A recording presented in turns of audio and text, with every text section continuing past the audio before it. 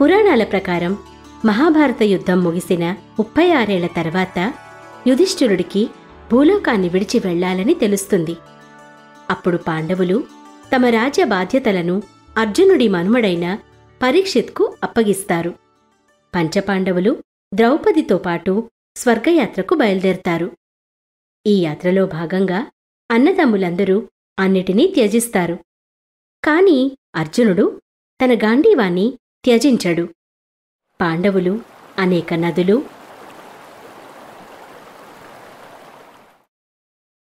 కొండలు దాటుకుంటూ ఎర్ర సముద్రాన్ని చేరుకుంటారు.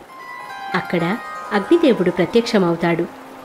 హే గాంధీవధారి, నువ్వు ఇంకా నీ గాంధీవాన్ని త్యజించాల్సిన సమయం వచ్చింది. సరే అగ్నిదేవా. అగ్నిదేవుని మాట మీద అర్జునుడు తన గాంధీవాన్ని త్యజిస్తాడు. అన్నదమ్ములతో ముందుకు వెళ్తాడు. యాత్రలో భాగంగా పాండవులు బద్రీనాథ్ చేరుకుంటారు. అక్కడ భగవాన్ శివుడు వారికి దర్శనమిస్తాడు. తరువాత వారు సరస్వతీ నదిని చేరుకుంటారు. అక్కడ వారు నదిని దాటాల్సి ఉంటుంది. కాని ద్రౌపదికి నది దాటడం కష్టమవుతుంది. అప్పుడు భీముడు ఒక పెద్ద చెక్కను నదిలో వేస్తాడు. దానిపై ఎక్కి ద్రౌపది నదిని దాటుతుంది. మానా గ్రామంలో సరస్వతీ నదిపై ఈ చెక్క ఇంకా ఉందని అంటారు. ప్రస్తుత కాలంలో ఈ చెక్క భీంపూల్గా పిలువబడుతోంది. ద్రౌపదితో కలిసి పాండవులు ఇంకా ముందరకు వెళుతుంటే వారితో పాటు ఒక కుక్క కూడా నడవడం మొదలుపెడుతుంది. కొంత దూరం వెళ్ళాక ద్రౌపది తూలి కింద పడిపోతుంది. అప్పుడు భీముడు ధర్మరాజుతో, అన్నయ్యా, ద్రౌపది ఎలాంటి పాపమూ చెయ్యలేదు, మరి ఇలా ఎందుకయింది అని అడుగుతాడు. నిజానికి ద్రౌపది మనందరిలోకి అర్జునుడిని ఎక్కువగా ప్రేమించేది.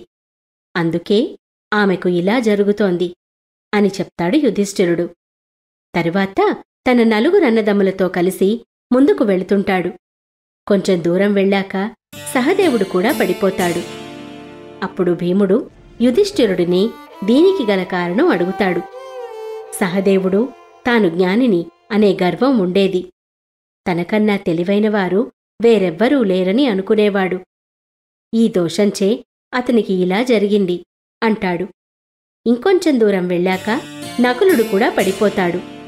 అప్పుడు భీముడు మళ్లీ కారణమడుగుతాడు. నకులుడికి తన అందం పట్ల ఎంతో గర్వం ఉండేది. దీనివల్లే అతనికి ఈ గతి పట్టింది. తర్వాత భీముడు, అర్జునుడు, యుధిష్ఠిరుడు ఆ కుక్కతో పాటు ముందుకు వెళుతుంటారు. కొంచెం దూరం వెళ్ళాక అర్జునుడు కూడా పడిపోతాడు. భీముడు దానికి గల కారణం అడుగుతాడు.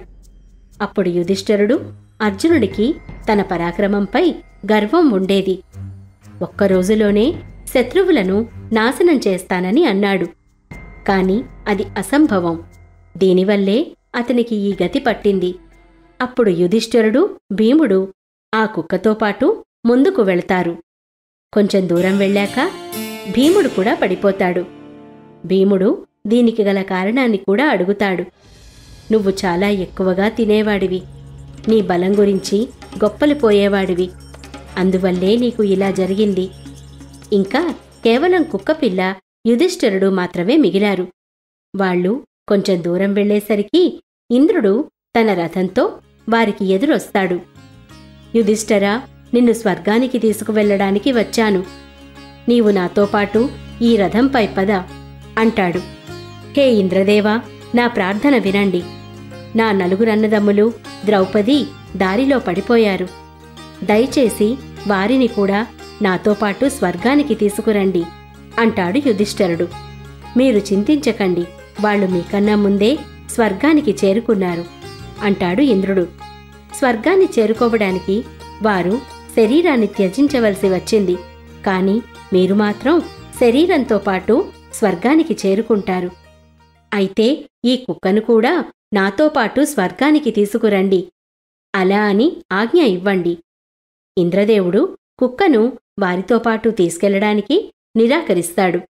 ఈ కుక్క నాతో పాటు రాకుంటే నేను కూడా రాను. యుధిష్ఠిరుడు పట్టుదలగా ఉండేసరికి కుక్క రూపంలో ఉన్న యమరాజు తన నిజ రూపంలోకి వస్తాడు. ఆ కుక్క వేరెవరో కాదు, స్వయంగా యమరాజే. యుధిష్ఠిరుని మాట విని యమరాజు చాలా సంతోషిస్తాడు.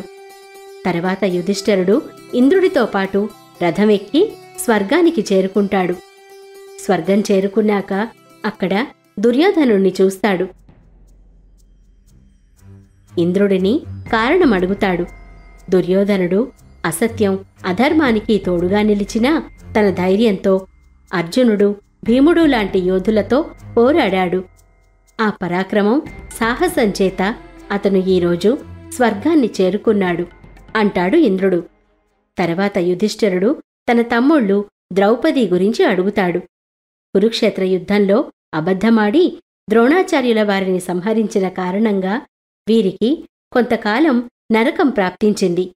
కాని వారు కూడా ఇప్పుడు స్వర్గం చేరుకుంటారు అంటాడు ఇంద్రుడు. కొంచెంసేపటికి భీముడు,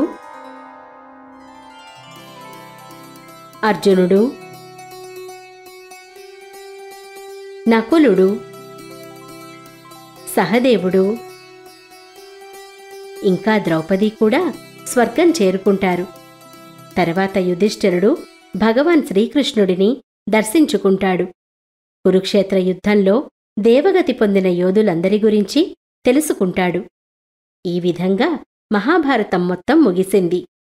నేస్తాలు, కథ నచ్చిందా? కామెంట్ బాక్స్లో తప్పక తెలియచేయండి.